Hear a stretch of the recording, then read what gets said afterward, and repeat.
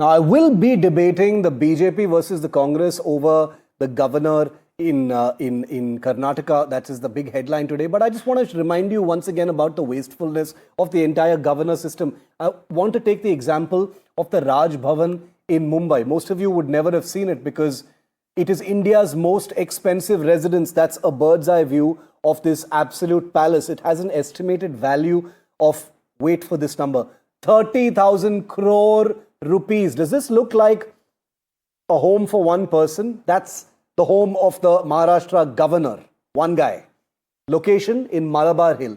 Most beautiful building in Mumbai. 44 acres of sea-facing property with about a dozen rooms. It has a helipad, swimming pool, tennis court, private beach, private forest. And this is for one governor and his staff and secretariat. Total worth of that property, about 30,000 crores. It is absolutely incredible. But that is not the debate tonight. I've given you my personal view as far as governors are concerned. Let's get into what happened in Karnataka today, because it's only the latest instance of a big governor versus state government clash. Mohan Vishwa is spokesperson of the BJP. Americai V Narayanan is a political analyst. He supports the Congress party in this particular case. Mohan, let's kick it off with you. The Siddarmaiah government is planning to go to the Supreme Court against the governor in Karnataka. The BJP has supported the governor in this case. Exactly. Good evening, Shiv. Thank you for having the show. See, if you look at the history of Congress, the highest misuse of governor's house is done by Congress itself, starting from Indira Gandhi, or it can be even Nehru also, even Rajiv Gandhi also. The same thing continued here. See, what is happening in the state of Karnataka is from past 2.5 years since the inception of this government, if you see, except for the development, they keep on blaming the central government every day, every morning, and they keep on, bringing some or other issues and target the central government. That is what is happening. Except for that, nothing they have been done. Okay? So in this G-Ramji bill also, see, this special session has been held to discuss about the G-Ramji bill. Let them discuss, no problem, they have a right. But when you give the governor's speech, as per Article, 176, it's the duty of the governor to, speak the speech in the session. But the governor has a right, to take out some portion of any particular paragraph of that particular speech or not, if it is contentious in nature, because we have several cases, like, in Calcutta High Court case, in 1966 also it is prescribed. The same thing happened here. What is G-Ramji? See, it is an act passed in the parliament after due discussion in Rajya Sabha and Lok Sabha, after putting into vote and after getting an assent from president. So once an act is made, if you have some reservations of that, you can go to court, let the court validate, the constitutionality of it. Okay. Nothing wrong about it. But when you give, some wrong facts about the G-Ramji bill, and you ask the governor to read the same in his speech, obviously he has every right to decline reading. So when it declines that, this Congress party comes out and start, telling that governor is acting as an agent of BJP and all. So these kind of statements are coming in. So from past 2.5 years, the same Congress government has given lot of bill to governor. So has given an assent. So lot of act has been passed in Karnataka. This happens. So they did not had any issue then. Now suddenly when G-Ramji bill comes into picture, so they wanted to misuse the constitutional post of the governor, and they wanted him to... Mr. Narayan, respond. Mr. Narayan, respond. I just want to say that, the governor's position and these frictions that happen have taken place no matter which party is in power in whichever state. And, that is a more fundamental aspect. But respond to what Mohan is saying, Mr. Narayan.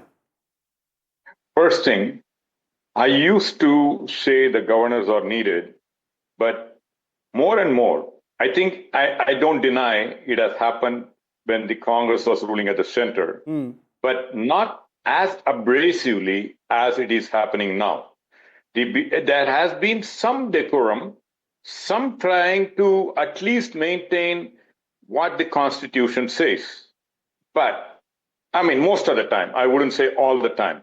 But now it has become a consistent practice of the governors, and more so after you talk about the numbers, where past does not justify two wrongs, does not make things right. Okay. Now, it is the time to evaluate the office of gubernatorial office in federal India.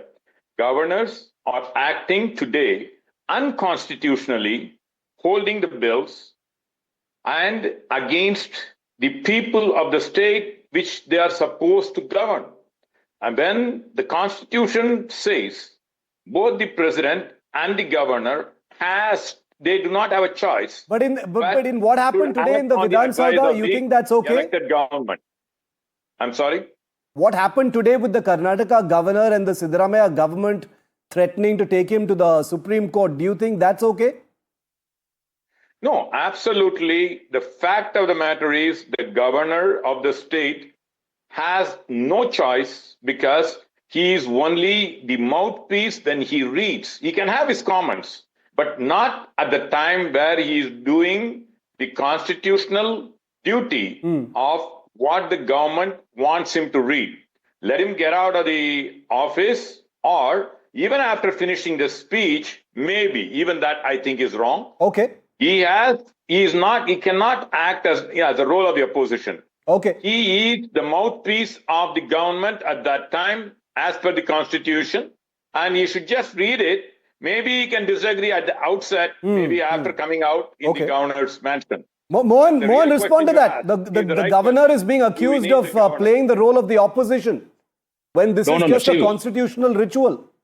Shiv, I told you in my first reaction itself that the same governor has approved lot of bill passed by the same Congress government that doesn't make it right. Years. Okay. Let me tell you one lie what this Congress is spreading. Okay, regarding the G Ramji bill itself, they come out in the media. The law minister H.K. Patil himself said that G Ramji bill is taking out the jobs in the rural areas and the poor, and also he mentions about the power of Gram Panchayats being taken out in G Ramji bill. Okay, let me read out section 16 of G Ramji bill. It says the Panchayat at the district, intermediate and village level shall be the principal authority for planning, implementation and monitoring of the schemes under this act. The Panchayat at the district level shall oversee and coordinate implementation of the scheme in the district, including finalization, approval of the aggregate district level plan, supervision and monitoring of works, ensuring convergence and perform such other functions as may be assigned by the state government. It is there in the G Ramji Act. Can you ask governor to speak against this particular section? Mr. Narayanan wants to respond. Yes. Mr. Narayanan respond. President, again, point made, Mohan. Let him respond. The role of the governor is not to make a judgment call at that point. He is only delivering the government's address. As a matter of fact, you know what's happening? Today in Tamil Nadu, the elections is coming, and a lot of states, including Karnataka, will be facing it soon. Rather than now, you would have faced today, if they had read, talking about the government's program. Instead, they are diverting the attention of the achievements of those governments in the opposition state by making it a ritual where we end up talking about the governor making a fool out of himself and making a mockery of the Constitution. Okay. He has no business to do that. He has not consistently, this government is using the constitutional authority unconstitutionally. They are not BJP governor. They are the governors of the government of the state, appointed by the central government. Is not the BJP governor. As a matter of fact, in Tamil Nadu, the word Sanatan Dharma, which has been misunderstood, which has never been used in the past, because the governor has started using it out of context. Mohan, this is a problem. The governor. Final word, Mohan. Almost out of time. Not the constitutional authority. Shiv, as I told you earlier, if you see the same governor speech of last 2.5 years, see, there are two budgets have been presented till now, 23, 24, 25, three budgets, including an interim budget by Siddarmaiah. So if you read out the speech of the governor, when he starts the speech, he calls it as my state is prospering. My state government is implementing so scheme. So my state GDP is increased. So this is what he says. This is what he has read in the past also. So if he is making some reservations with respect to this particular speech, means this Congress government just to please Rahul Gandhi, because Siddarmaiah wants to save his chair, D.K. Shivkumar wants to earn his chair, because if they want to please Rahul Gandhi, they are bringing this VG Ramji, and that they are misusing the constitutional post of governor also. They wanted governor to tell the same thing what they are telling. I'm out of time, but since you had your hand raised, 10 seconds. Last 10 seconds to you, Mr. Narayanan. Last 10 seconds. Very simply, the states in BJP rule states, they do use the state BJP's Modi or other people's name. Now, that's what that is. It's political, it's party based. They have a right to do that. Okay. Now, the constitutional authority does not have the right to deny that right to the elected government. Mohan, 10 seconds, 10 seconds, 10 seconds. Both of you, please stop raising your hands. I'm out of time. Mohan, 10 seconds. See, Constitution